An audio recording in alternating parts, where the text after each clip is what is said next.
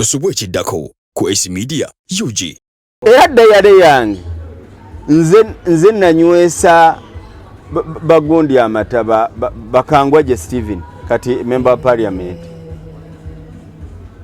Abo babaleetanga ndi ku university ensibula ndi mwaka gwange ogusembe nenga ddayale yange ekyali ye yamata ngeri eri nkumba nga ntunda n'amata. Nze muntu enkumbe yali mu association zizonna nali mu nkoba za mbogo nga ntapinga abaganda abali okujja okugula amata nengenda mbanyankole kweterana nga ntapinga abanyankole abali nagenda mu bunyolo nga ntapinga abagondi buli association zizonna ezali enkumba olaba ba clients nali member bo balaba prestige nga n'okunvuma banvuma olina mpa wengwa ninga nze kyenfa mbafunye ntya bajje bagula amata. How do you befriend them? Okunvuma banvuma ne banga ne ono Oluvannyuma lw'okutalaga amawanga nga China, Kenya, Tanzania n'amalala ng'ayigiriza okulunda embuzi, omukugu Obed Ben agguse mu kibuga Kampala mu mwoleso gw'okulunda embuzi ogutulamiddwa the Mighty YPA Agribusiness Forum ku the Plaza Auditorium opposite KCB Bank Ginger Road okuva ku ssaawa emu ey'okumakya paka 11 ez'akawungeezi. Tokkiriza 2024 kuleka mabega. Jangu oyiga ennunda y'embuzi ey'omulembe. Jangu osinkana abakugu mu kulunda embuzi nga jjajja w'embuzi Hamis Semanda n'abalala bangi. Jangu olabe embuzi ezitowa kilo 10 yabafa olundiro embuzi 10 kuyiikeemu. Omugenyi omukulu ye minisita w'ebyobulimi n'obulunzi Honorable Frank Tumwebaze okuyingira emitwalo 5 member wa YPA emitwalo 3 byonna nga biri mu 6 January 2024 ku the Plaza Auditorium. YPA.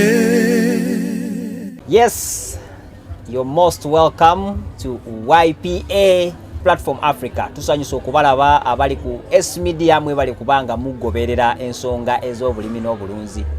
Abali ku Obed Ben mukola kyamaanyi ate okubanga mugoberera Youth Platform Africa. Embozi zigenda zeeyongera buli kaseera. Twabagamba abanene tujja baleeta, abampi tubaleete, abaavu tubaleete n'abagagga tubaleete. Abaavu batubuulira kiki ekyabafuula abaavu.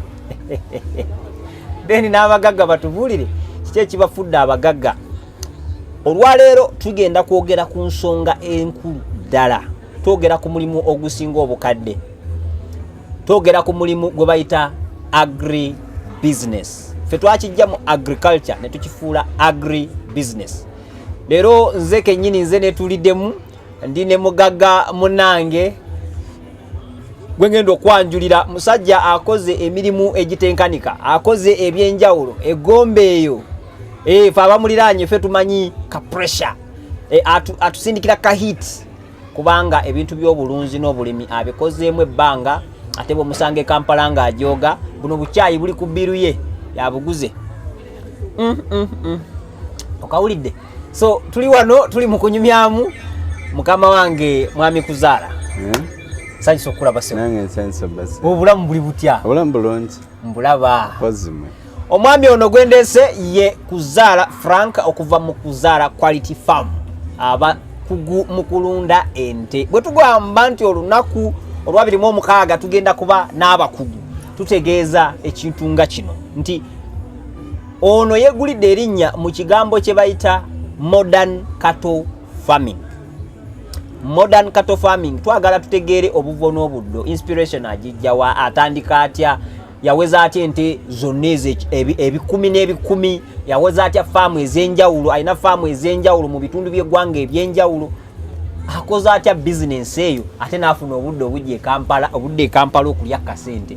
How does he do it? Why agriculture? Why agribusiness? Sebo uli otya gye ndi mukwano mpozi kansooke njogere ku kye bambuzizza ekyoga nti omuntu osobola otya okulunda ate agennodde e Kampala. In fact awo abavubuka we beeraliikirira bamanye nti okulunda kwabaalemwa nti bwe naalunda embuzi oba nennunda ente sigenze mu kyalo tebagala kudda mu kyalo.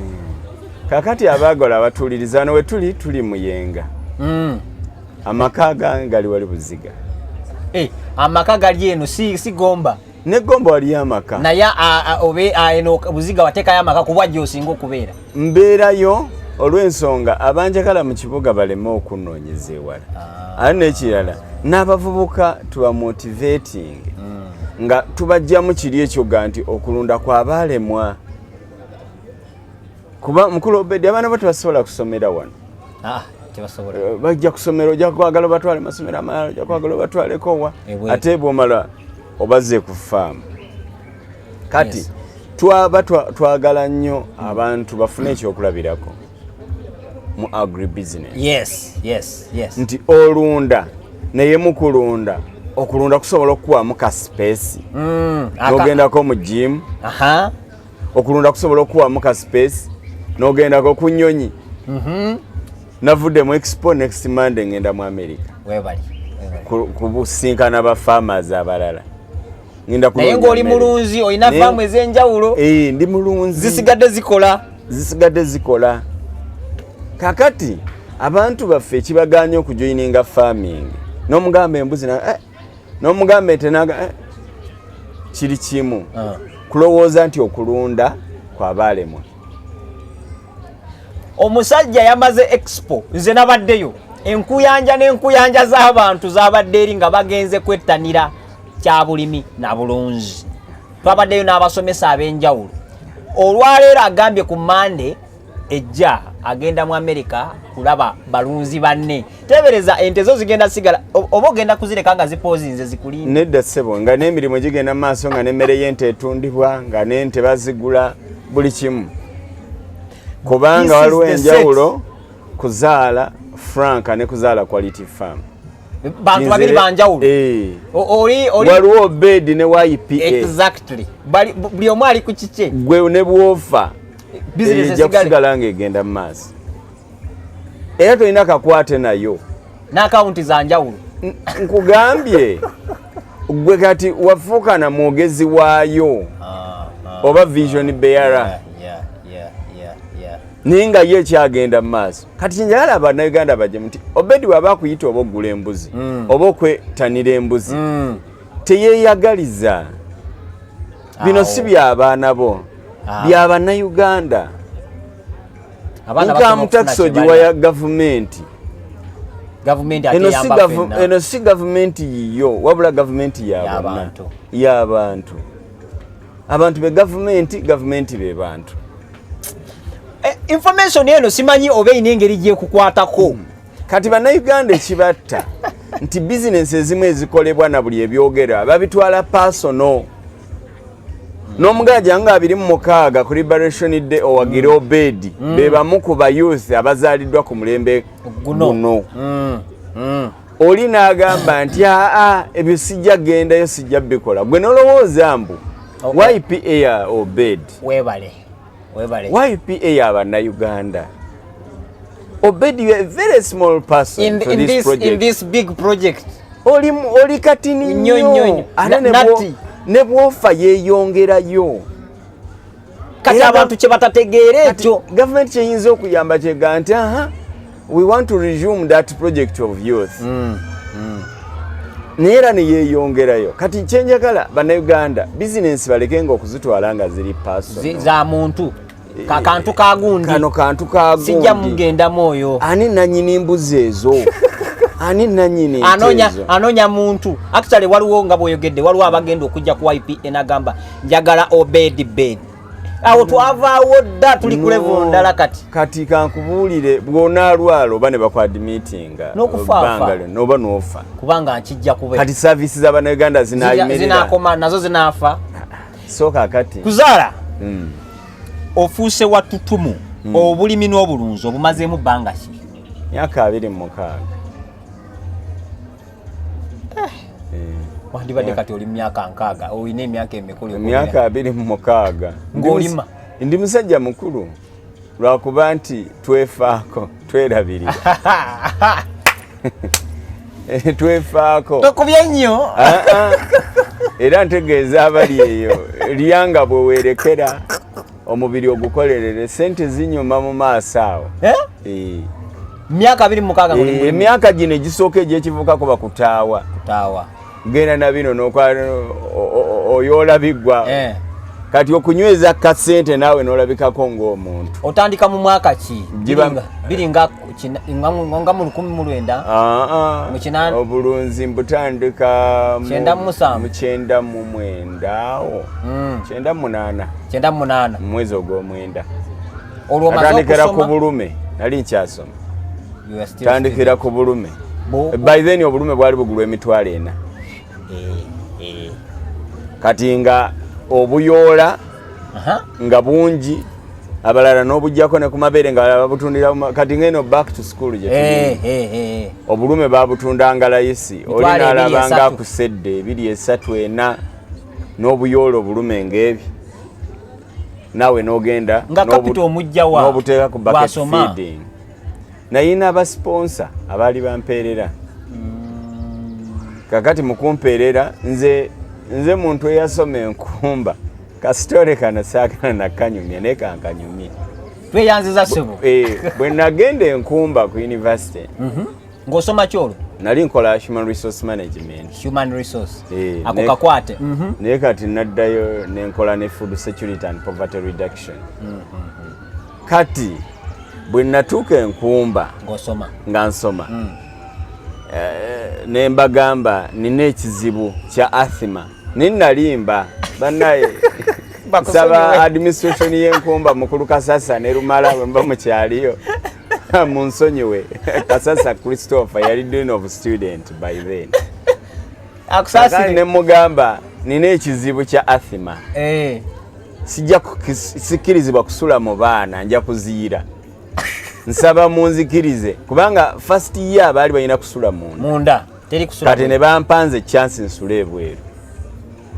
Waliwo omwami bamuyita Nyanzi yafa ne family ye ekyaliyo bankejje family otuuka enkumba ku Kasaawa waliwo amategula amakadde kati omwami oyo naŋŋamba omanyi mwami Frank jangu osule wano nensula ku boys quarters ng'akuwadde buwi kati olwo enkumba hostel gye baali banzijjako emitwalo 8 esente ezo zaatuddira kubanga osula bweru kakati tuition nga mpe emitwalo 5 ebiseera ebyo nga zaali ntono zaali ntono nali nsasula emitwalo 5 naye gye ebiseera ebyo nga nnyingi n'emitwalo 8 ngeza hostel ne bazimpa kati 8 nga nzijjako emitwalo 10 nensasula Nyanzi Land Road wange n'osigaza ensanvu ne zigula obulume wali mugagga obugula obulume 10 nengula akatanda kubayita ababiri awo kaali kasatu kunya ka mitwalo 3 nengulirako n'akavalizo zijjukira omwana omu alina South Africa mukwano gwe bamuyita Brian yaŋŋamba toguze piro ne mugamba piro yaani era abeerawa nga tagimanyi yambuuza toguze piro ne mugamba piro kyeki naawe kyogamba kati ogenda kwebaka otya ne mugamba nguze omufaliso nguze ne bulangiti n'ekitanda nti ate amasuuka ne mugamba twala eri masuuka sibitegeeza si amasuuka nze seebaka ku ssuuka emyaka 2 ku university nga simanyi ssuuka nali manyi bulangiti yasooka nevangamu n'obwoya nebusigala mu nviiri ne ekko lyagifuula intact nebeera nga tekyavaamu bwoya kubanga tojooza nga sijooza ate kati njoze. This is the humble beginning of the greatest cattle farmer right now. Kakati ate njoze suuka ngenda jijjawa ayoza yayina kyakyusa kati nze sayina kyenkyusa toyina nsonga lwaki oyoza nenge ekigendere oyoza leero toyina kyewebika. I had a big vision nenze ng'omuntu ensanvu nzigulamu obulume buli semester nze ngula ente ate abalala batunda z'abakitaabwe. Abaganda balina olugero luga nti ekiriva mu y'ebiraka omuntu wabulaba nga ayambadde empale ey'ebiraka tumusekerera nnyo ekirivaamu kiriba kirala. Kati nze nalina vision nga nnene naye ng'ate abantu abandaba ng'abantu bandaba nga banyooma taguze piro ne baseka takyusiza bulangiti ne baseka kakati nembeeraawo naye nga ku Sunday njoze emmotoka ya Nyanzi yayina akamotoka nga bakayita kalibu bukalidina nkawanvu bwe kati nga akamotoka ako nkooza buli lwa Sunday nze najozanga buli lwa Sande kati nangamba mwana wange webale kuba nampisa bani abakozanga bwerere sajiranga nga yasiima nampa lwatampadde ng'era sibanje ng'omwana ewaka nga nondalonda nebi amakago gakyaliyo bedi bwe tulibeera ku ntebe road fennande kuyisaayo kubanga famire ekyammanyi na bino byenjogera bajja biraba balina obujulizi nze gundi yange eri bweti akati angenda nondalonda obugundi mu compound sajja yatuuka nampita mu baana be naŋŋamba Frank okuva ne leero muzadde muganda wammwe mujjeeko ne rent asulirenga bwereere kulondalonda bukoola awo omugezi yafunyewo nokoze emmotoka buli weekend Sande tebereza tekina kye kikujjako waliwo ekintu ekyo kyewandibadde okolera munno olwaleero ne kikufuukira ekyentanda bizinensi eyo oyina akantu katono nnyo kewandyogedde ku kasitoma awo n'ofuna sente ez'obwereere tova story eno ereme kunyumira bunyumizi so kakati nensulawo nembeerawo ebbanga emyaka gyange gyonna 3 nagimala nga ndyawo naye ngeri obulume okyagula ng'obulume ngula kati natuka ekiseera obutale nga bagera ne babusiba jjukira temmalako omwaka nga ekirwadde tekibakubye foot and mouth nga basibawo yaha kakati bwe basibanga nga nze nsubula amata baba tebagasibye nago era ddayale yange nze nanywesa bagundi amata bakangwa gye Stephen kati member of parliament abo babaleeta nga ndi ku university nsiibula ndi mwaka gwange ogusembe naye nga ddayale yange ekyali ey'amata ngeri eri nkumba nga ntunda n'amata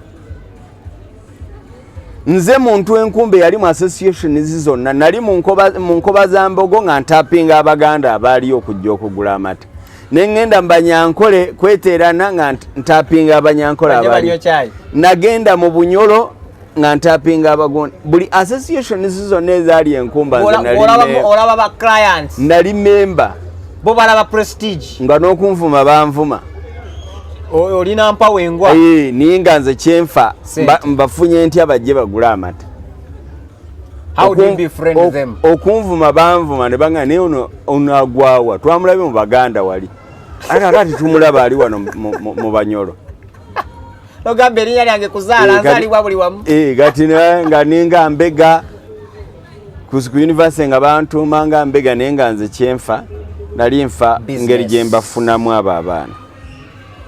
So from day one, your first business was agribusiness. Yes.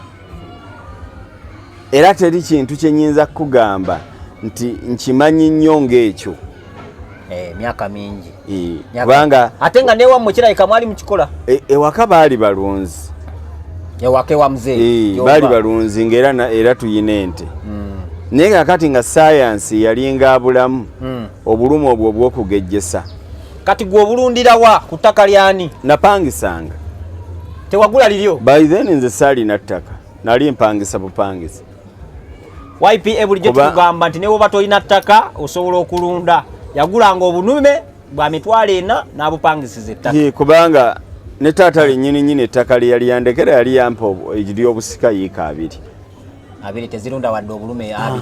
Ate era bye tugamba abantu banaye mujje oli nagamba mbunze sigenda kusoma byambuzi sigenda kusoma byante za kulundira wafunda kubanga nina square mile 2. Niyo ina square mile 2 n'abaana 20 n'abakamwana 5. Lero genda kubagabanya buli omu afunako 10. Ne mu mateeka kati ebintu byakyuka. N'omuntu gwomaze naye ebbanga ateeka okugabana ku by'obugagga byo. Amaze emyaka 10. Ateeka okugabana ku by'obugagga byo togenda musindiikiriza. Alagewa. Kati omuntu alina calculate enyango dira square mile 2 ogire divide by 30 people. Ze eka nga 10 mu 2 bo dividinga mu omuntu ainanga eka 4. Abantu 3 tegawera gali less. Kati nawe webale nawe oli mu yiika ngaaga kati kola business ekuteeka mu yiika 2 kubanga gyolaga tonnakikkiriza okyali mu dinaayo oba mu bargaining. Ate n'abalala abasinga obungi singa no babadde wakiri ne square naye abasinga ne handful netasobola kufuna mu misonga gino gye tutegese nga guno gugenda okubeerayo nga 26 tugenda kulaba how do you make money, because he did not have money, he did not have enough money to buy land, he did not have the land itself nga ina yapangisanga bupangisi ate nokola business era omuntu yasooka okumpa tenda yali Haji BMK omugenzi nga ennume ezayagala zisalira abasiraamu nampa tenda ya nnume 10,000 ng'obuweza nali mbuweza emyaka 3 ate era ndagira abali wano omuntu nga anaagira obulume weetaaga n'otwala obwo obuto obutasaze matu obutayize kubanga ezente z'okusalira abasiraamu tebaagala nga ziriko damage nga yavaamu amanyi yavaamu kikati nze nayina obulume obuli genuine kalamba sikalawe sikaki nengula poloti nasooka ogula poloti Entebbe nagigula emiliyoni zaali 15 okuliraana mwami Kasbat nzi buli kyenjogera kyonna kiriko bwino nkina buko bwino mwami Kasbat ne mukyala we Olivia aba S&S yenkumba woyingirirawe oyingire ku bbaala eryawe eno S&S poloti yange yali awo tuli mu agri business simanyi gwe oba poloti ye emiliyoni 3 ogigula ddi naye kakati wulira information tosobola okujjako ng'obbye kantunuulire mu kamera wano tokyayina wano Uganda business gy'oyinza kuteeka mu Kampala wakati n'ogikuŋŋaanyaamu ssente ensajja nga saagwe culture ba si family Frank njagala otunulire kamera eri okaddemu bulungi tebakawulidde teri business okujjako ng'obbye tokyalina business gy'oyinza kukola n'ogijjamu ssente ensajja okujjako ng'abantu obazizise omama omuntu bamugenda n'agenda n'asuubula n'aleeta ne bye bataamutuma asobole okujjayo ssente ze naye obulimi n'obulunzi natunze omwaka guno natunda fuso oguwedde natunda fuso z'amatooke 4 nembalako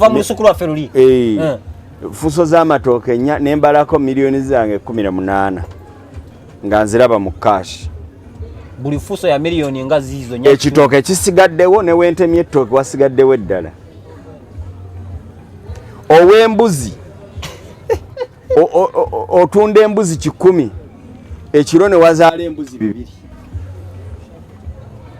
and it is very possible for abalunzi b'embuzi tukubuulira naye munnaffe asuubula atuula n'agira na kasitoma esaati toguze tinguze katugende mu mpola siri wano nti nkuba bizinesi z'abantu naye mbalengeza Uganda gye tulaga emyaka 5 okuva kati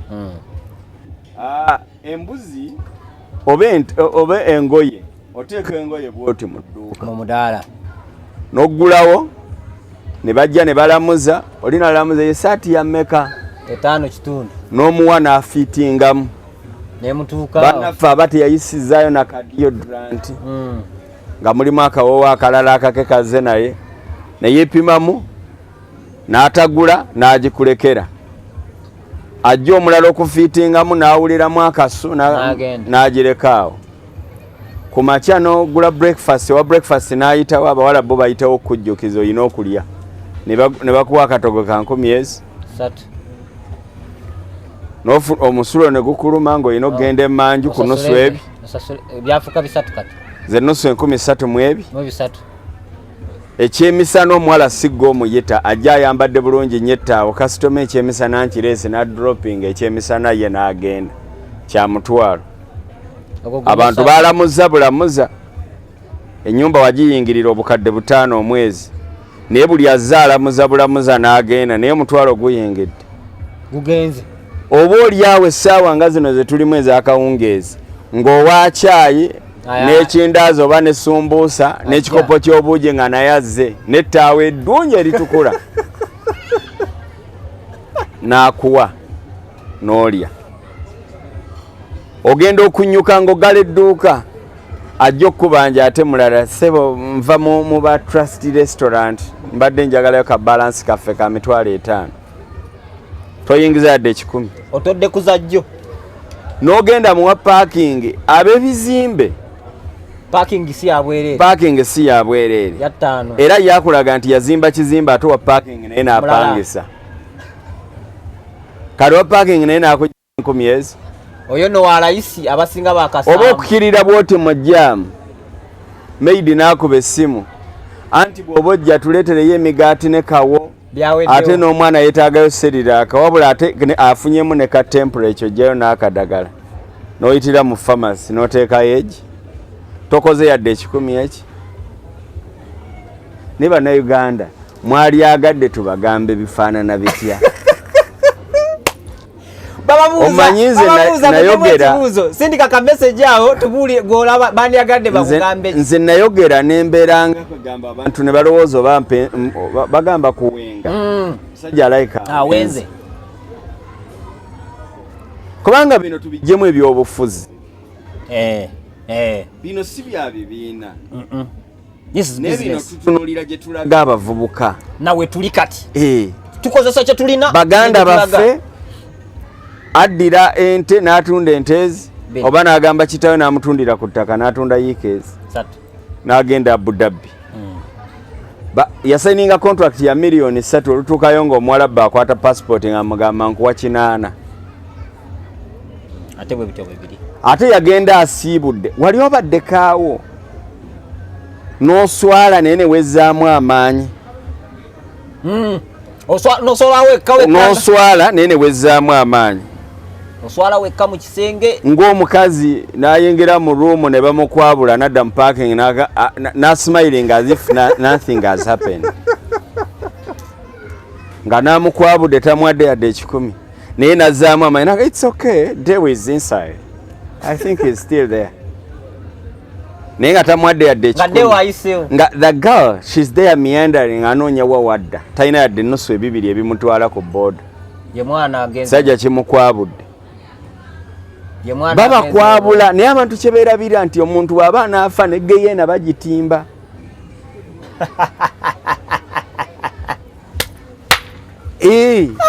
kadde wako bw'oba onoofa neggeyeena bagitimba golooza ggulu lye batimba neggeyeena bagitimba mukulu w'abasitaani atimba n'adikoleetinga okulaga nti gy'olaga watuufu era zibeera tebo 2 eno gye tuliko neya sitaani n'akwaniriza n'akugamba nti wano kiri bulungi nnyo era ne bakubuuza nti obadde onyumirwa abakazi nti baba n'emabega nga naawe obalaba omwenge gubadde gukunyumirwa nti guguno tuguyina abayimbi bakunyumira nti bakamiliyoni we bali wano ne baga negenda kolambule ne kuki ne ku ggulu olutuuka eri ogenda okulaba nga bagamba bwe tufa byonna tubireka kusinza kuli eri nga tewali na bbiya leka nzireyo wa mugeyeena olutuuka eri nga bagamba decision ogikola omulundi ogwo todda mabega nga mukulu w'amasitani aga nti oba osaze okuyingira geyeena yingira wano ng'omuliro bakuma ng'embooka ekaaba likakati ate lwaki munjokyeza nti nedda naffe omuntu bw'abajja tutimba wasanze pate tubale tucelebratinga okujjako kati lyeno yeriyo geyeena yeriyo gundi yegeyeena bweti wefaanana yeheero yennyini gy'owulira bannayuganda tubeera mu ssomero ne tugamba bannaffe bwe bagenda ebweru bagenda nga babasuubiza eggulu n'ensi era kanyabo okasanga ku kisaawe oba kasebo ne kagamba mwera bajjajja abaana bange mbalese wa jjajja nenja basindikira school fees naye nga kyamazima agenda kolera emitwalo aga abaana bali 6 banaye buli ali wano nga yali atuuseeko e Dubai agende ku gye bayita Banyan Square simaya Banyan Square eddeira olabe bannayuganda babeera wali obaddeko awo omuntu n'obeera frustrated n'obeera confused n'obeera traumatized n'obeera kwegamba nobeera devastated kati bali ku level eyo batunda capital bagende bakolerere ebyoya byenswa kubanga tosobola kunga nti omwana asasula tiketi eyakamu ekitundu kimulema okugula embuzi 3 mu mwaka ezigenda okuzaala endala 6. obuzibu buvaawa. That is miscalculation. Obuzibu buvaawa. Obuzibu bwe buva omuntu okutekinga decision kino kyandibadde viable nga kiri possible naye nakisuulawo. Nze ebintu ebyange mbiva ku mutendera. Natandise nkugamba nti nasulanga mu blanket etayina ssuuka. Omuntu yenna bw'oba oyina ky'oyagala olina okubaako ky'ofiirwa. Kati bannayuganda tebaagala kwefiiriza. Omuntu yenna okubaako ky'ofuna. For every gain there must be a sacrifice. Yes. So kati ekisinga okutusumbwa butayagala kufiirwa. Kati gwoyagala kubanga oyina omwana wa muganda oba mukwano go oba akalenzi kaali kakwana ne kajja kagamba nfatu pay aise kajja ne bu perfume obono babugula ali ku street eddeira dira mu 2 najja wano nga awunya akawoowo atoloza abebweru batukubisa kibatukubisa buwoowo taina kyajja nakyo taina capital taina najja nga awunya akawoowo nagamba I've been there mbadde soldier mbadde wa kwegamba naawe notunulira obulamu obwonga bw'oyagala. Kumbe bali beegumya obusajja omuntu abwewa. Abanyankole no bagira ngu obuseiza babweteera. So kakati togendera mu ebyo kati ekitutta kwe kulowolereza biri nange singa natunulira abaana babagaga nembeera ne fridge mu nyumba nembeera ne kikwana tulina be nalaba nga abayina fridge mu nyumba kati basala ndibotamu owino nga twali nabo mu hostel abawala abamu bafumbanga macaroni biki juice n'akamula ayina blender ayenge yajja okukola amaka fabalyanga ku street kati tutambulira mu business class motoka muvuga VX niye galuli twaberanga awo n'olya chapati oli n'akusekerera kubanga yakamudde obutunda kubanga ali bulungi oyina okubaako by'ofiirwa okutuuka ku kyoyagala.